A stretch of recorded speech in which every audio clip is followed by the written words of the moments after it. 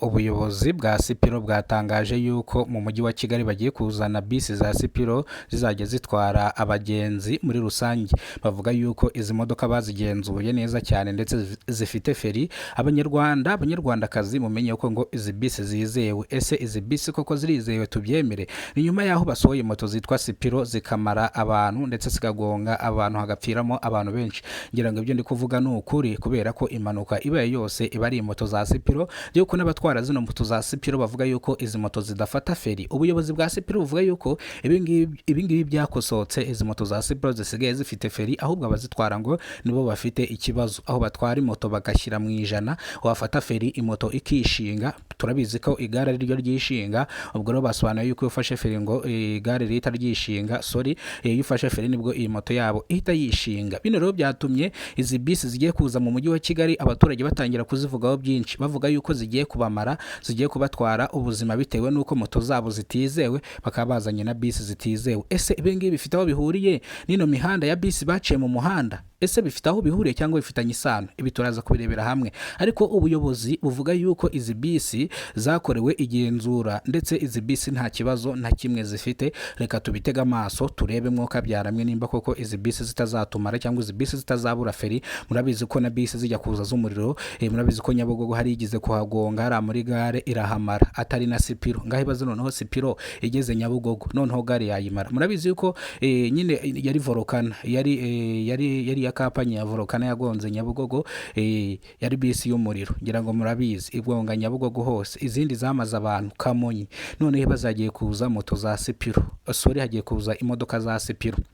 Na moto bwazo ni ikibazo, hagiye kuzamo imodoka. Ariko abatwara abantu n'ibintu basobanuye yuko izi bisi niziza bazabanza kuzigishwa. Ndavuga abashoferi bakunze kubona perime, ako kanya bakahita bajya kwaka akazi, ugasanga babahereje imodoka batazi icyo gukora, ugasanga imodoka baraziroshye, ugasanga bishe abantu benshi cyangwa bangije imodoka z'abandi. Ubuyobozi bwa Sipiro buvuga yuko abashoferi bazajya batwara zino modoka bazajya babanza kuza bakigishwa, bakabereka uko zino modoka zikora nuko bazitwara, kugira ngo birinde impanuka zikunze guterwa n'abashoferi kubera uburangare bwabo. Kubera ko ubuyobozi bwa Sipiro bugaragaza yuko impamvu na moto za Sipiro zikora impanuka n'uburangare bw'abamotari, kubera ko ntabwo babibutse kureba amavuta ya feri nimba arimo. Urumva mu rurimi rw'iwacu dukoresha ngo kuroba, mu gihe moto bayirobesha mu gitondo bayigarura n'ucekinge ukahita uyurira ukagenda. Ibi ngibi rero byatumye izi modoka za Sipiro zigiye gusohoka abaturage bavuga byinshi cyane.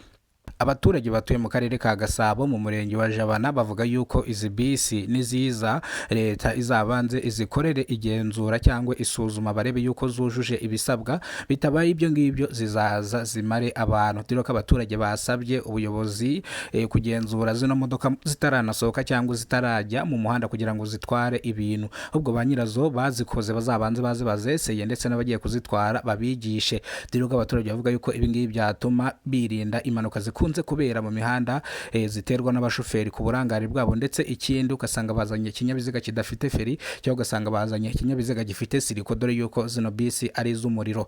Ni mu gihe ubuyobozi bw'umujyi wa Kigali butangaza yuko mu mujyi wa Kigali ibinyabiziga biri kwiyongera cyane, ari nako impanuka ziyongera hano mu mujyi wa Kigali. Bityo rero umujyi wa Kigali ukaba watangaje yuko bashyizeho imihanda ya bisi kugira ngo bisi zizajye zishyira uruhande cyangwa bisi zizajye zigendera uruhande rumwe. Ese koko uyu muhanda wa bisi ufitanye uruhare na zino bisi za Sipiro zigiye gusohoka? Nibyo koko, kubera ko izi bisi baziharuriye inzira zitaraza. None nabonye itangazo, none ahangaha itangazo nibwo ndibona, ndavuga ati reka ndibwire abanyarwanda bamenye yuko tugiye kumanukirwa n'imvura ya Sipiro. Ndavuga bisi nini cyane.